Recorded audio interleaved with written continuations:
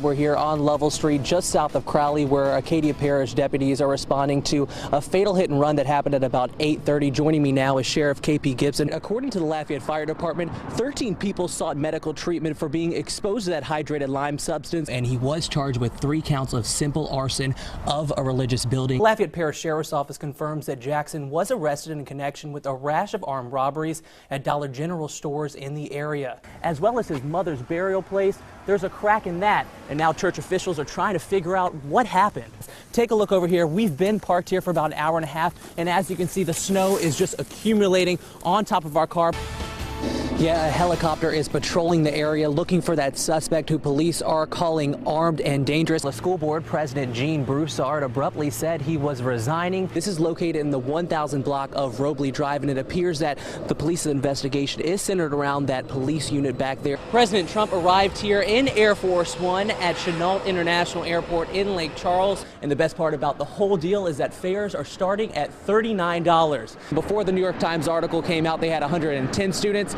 They're now down to 91. Major Eddie Thibodeau tells me that law enforcement, because people leave their bags or purses visible for thieves to see through their car window. But in regards to the bike lanes throughout the city, they tell me simply there's not enough of a full-service hotel connected to the convention center. When Michael opened his mailbox, he saw that the mail was delivered to the wrong address from a whole different town. There's a number of pieces of the roof here as well. And one thing during storms that we always want to warn our viewers about is, of course, flying debris. And a number of people are actually here looking for crawfish. Okay, just got me actually on TV. Okay, wow, that hurt. The number of people are getting crawfish out here because of the high water.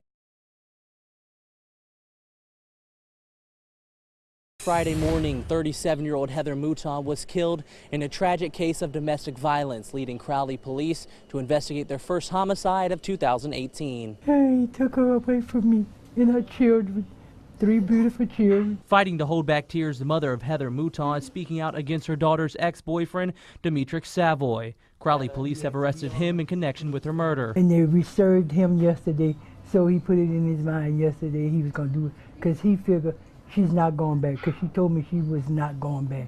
She was tired getting beat on, abused. The assailant actually had been served his restraining order that morning and came in that evening to commit the deed. Mouton and Savoy had a long relationship and had a 3-year-old son together. After years of alleged domestic abuse from Savoy, Mouton got a restraining order on Thursday. Then a little after midnight, police say Savoy killed her right in front of their child and another one of Mouton's daughters. Usually the first offense, the first violation of the protective order is a misdemeanor offense. But as we discovered with this particular case, he was served that morning. His first offense was a deadly one, because he took her life. The family says they will remember Heather for her personality and her smile, and will have to take this loss one day at a time. And I have good friends, close friends, good family. We're gonna make it through. It was just pop, pop, pop, pop, pop, pop, and it was pop, pop, pop back, and pop, pop, pop, pop, pop back, and... Shots rang out Sunday afternoon in the parking lot of a grocery store in the town of Lydia. They would have came through a window, you know, and struck my child. Then nothing I could do because it happened so fast. The woman who we spoke to was inside the laundromat here right next to the Lydia food store when that shootout began in the parking lot. She saw the whole thing in front of her eyes. We heard some gunshots, and another lady, she goes, they're shooting, and I'm like, oh, no, not here, you know, because none of that ever happens in Lydia. Almost 40 rounds were fired in that parking lot between a white and gray car, according to witnesses, with children inside the cars and a store full of people. Some cars were riddled with bullets. Just like this, and just everywhere. And it was crazy. And the other guy, he was shooting back, but he was shooting directly at the dude, and that's why the white car had all the bullet holes in it. It's a quiet area. It's a good community.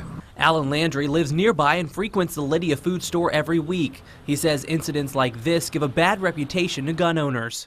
And people need to realize it's not the guns, it's the people behind the gun, okay?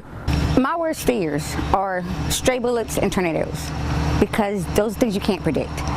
We're here on Marie Street, where, as you can see, the street is completely flooded. On West Corporation, a little bit farther down that way, neighbors tell us that a whole car is underwater in a ditch because of the severe weather. I live right there down the road, and it floods, and when it floods too bad, we get water in our house. A number of roads in the neighborhood were blocked off to vehicle traffic. as some streets were impassable. Not too much we can do. Just wait for the waters to go down. Meanwhile, in Jeff Davis Parish, a number of roads took on some high water as well, like here on Highway 99, forcing drivers to carefully steer their way through.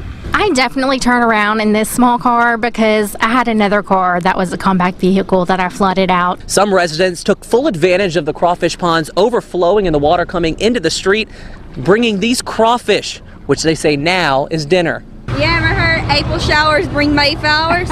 Instead, it's April showers bring crawfish.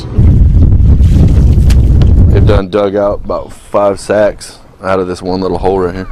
How you getting them crawfish? You just picking them up with the... I'm picking them up with tongs. Because I'm scared to get in the water because snakes might be in there. And these folks say what they're doing is legal. You can't say I'm in this pond because I'm on the side of the road where I pay taxes. As for where the crawfish are headed... A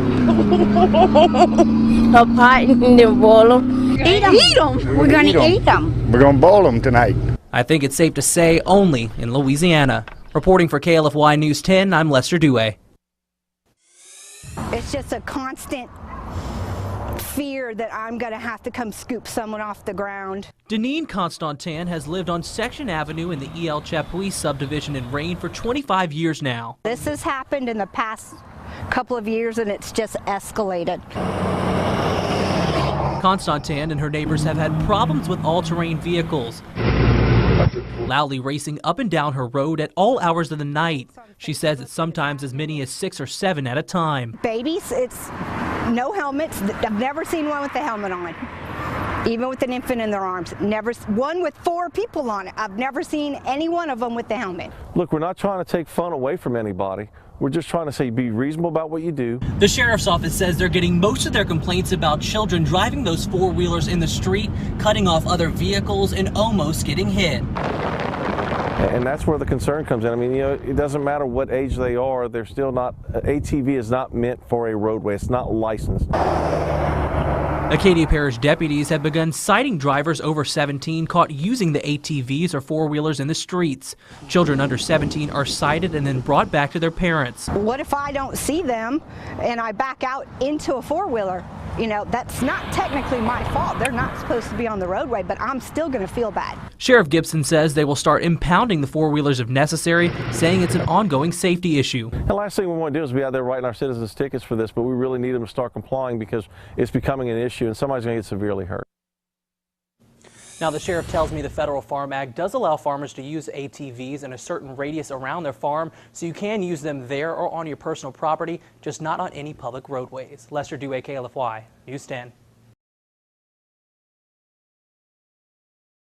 I'll never forget the sound of that zipper opening up for us to be able to see Jordan inside. Gary Prince remembers that horrible morning on May 24th of 2015 when his son Jordan was killed. There was a party at one of his friend's house. They decided later that night that they were going to go eat breakfast. Gary's son Jordan had just graduated from Lauraville High. Gary was waiting in the living room for his son to return home when his oldest son started receiving text messages that Jordan had been in an accident. We started finding out from some of the kids that were with Jordan that we needed to go to the accident scene, and so then we knew it was the worst feeling. It's like my heart had sunk to my toes. A man was traveling on the wrong side of Highway 90 in Iberia Parish. His car then struck Jordan's car. Jordan died instantly. His friends could smell the alcohol on the driver's breath. Alcohol blood level was 0.16, which is double the legal limit. Fast forward 2 years. The suspect appears in court, agrees to a plea deal, convicting him of vehicular homicide and DUI. He was sentenced to 15 years, suspend all but 7, and then put on 5 years probation. So basically what that means is he would have to go do 7 years in jail, and then after the 7 years he would get out, and then he would be placed on probation for 5 years. Assistant District Attorney Nicole Burke and District Attorney Martin Bofield Duhe handled the case in hopes of getting justice for Jordan. Justice reinvestment, because this is considered a nonviolent offense, the good time release provision that he would be released for good time, and placed on the probationary period at that point. Jordan's killer was released after only serving 18 months, or 21% of his sentence. The family first heard about the release after the suspect was required to buy a billboard warning people of the dangers of drinking and driving. My wife said, hold on, why are we having this conversation? Was this person released? Oh, yes, ma'am. As of September 11th, he was released. Do y'all believe that in this case, justice was served? You know, that's a very difficult thing. Nicole, what do you know? I believe that I believe that we did the best we could with the plea agreement within the confines of the law that we thought. Now, I will say that I do think that the Princes and I thought that he would at least serve a little bit more time in jail. So I know that I think everybody's disappointed on that regards. So I can't necessarily say that justice was really served there. Are there going to be more cases?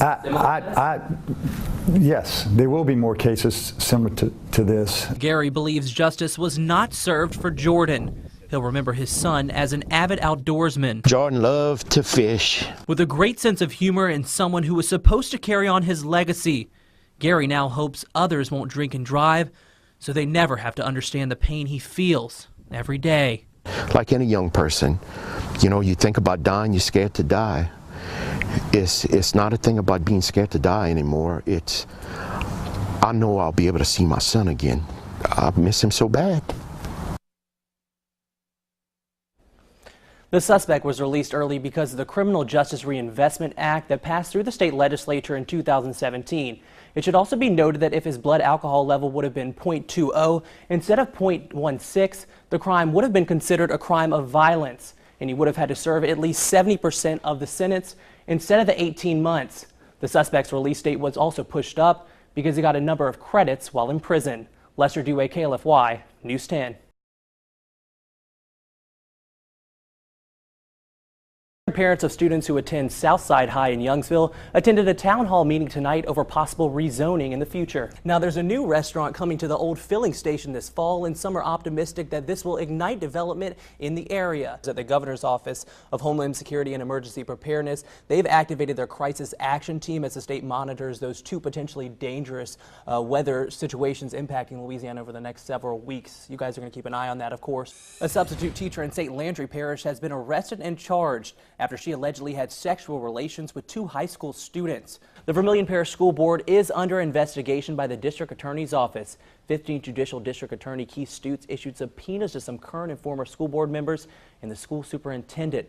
Now, Broussard police also tell us that during the pursuit, the suspect had a female passenger in the vehicle who actually jumped out as he was driving down the road in the city of Lafayette by South Park and Pinhook. No word on if she is connected to this case.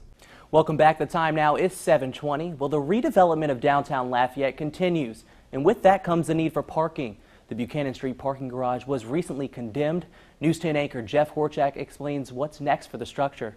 Senator John McCain was honored today with words of kindness and heartfelt tributes during a national memorial service in Washington. McCain died last week of brain cancer. Nicole Killian reports from Washington. Today is National PTSD Awareness Day, and 6 wounded veterans are doing their part in raising awareness for military mental health right here in the Bayou State. And fans from all over Acadiana showed up in full force to Cajun Field to celebrate the start of UL Lafayette's football season and cheer the Cajuns on to victory. News 10's Rebecca Matakin was there to capture it all. She joins us live in the studio with more. Rebecca? It's just a topic of conversation. They're just trying to start some buzz. Yeah. They do all that now. It's the baby. It's the baby. Mardi Gras. And if you get it, you have to buy the next cake. The East Pittsburgh police officer who shot and killed an unarmed teenager last week has been charged with criminal homicide. Well, people living near the Vermilion River are concerned after a large amount of garbage and debris has piled up in recent weeks.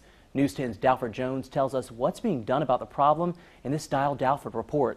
A Franklin man is accused of setting the Baldwin police station on fire back in February. So that's what we were talking about. I love a good Big Mac, I'm not going to lie. In the special session's final hours, money was shifted to the budget for the Office of Juvenile Justice. This in preparation for a change in the law. In Lafayette Parish, some mosquitoes have tested positive for West Nile virus. Those samples were collected near the Butcher Switch area. Farmers say they're hopeful the government shutdown ends soon. Many of them say they support President Trump's demand for a border wall or barrier and his crackdown on illegal immigration.